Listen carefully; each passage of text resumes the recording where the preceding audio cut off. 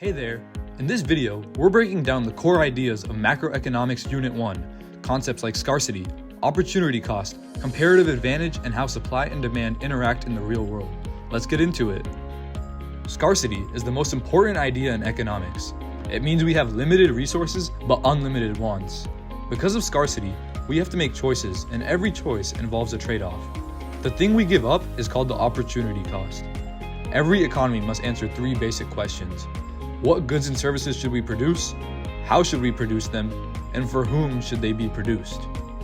Alright, so the Production Possibilities Curve, or PPC, is just a way to show what a country can produce with its resources.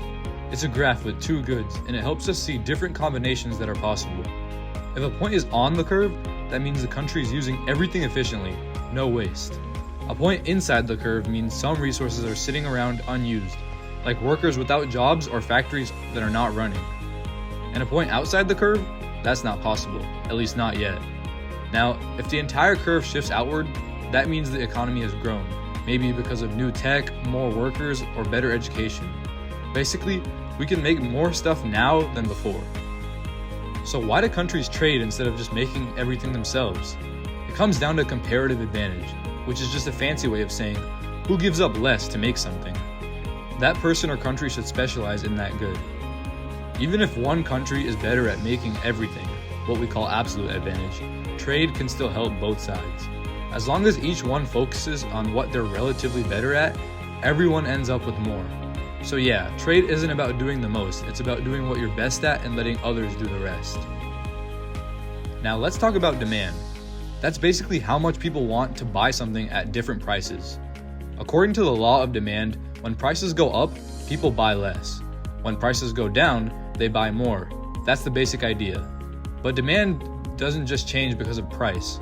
The entire demand curve can shift when something else changes, like income, trends, the number of buyers, the price of related goods, or even expectations about the future.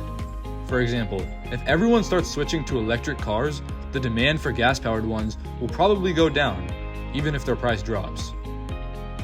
Now on the supply side, supply is how much producers are willing and able to sell at different prices.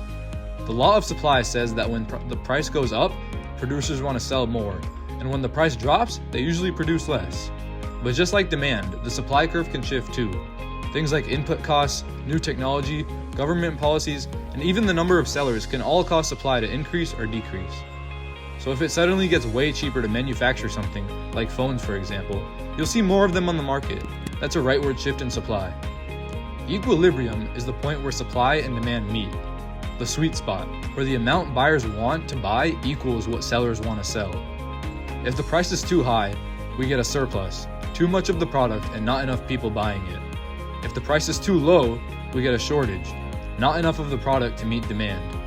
When either supply or demand shifts, equilibrium shifts too. Maybe the price goes up, maybe it goes down. It depends on which curve moves and how much. This is how markets adjust when conditions change, and it happens constantly.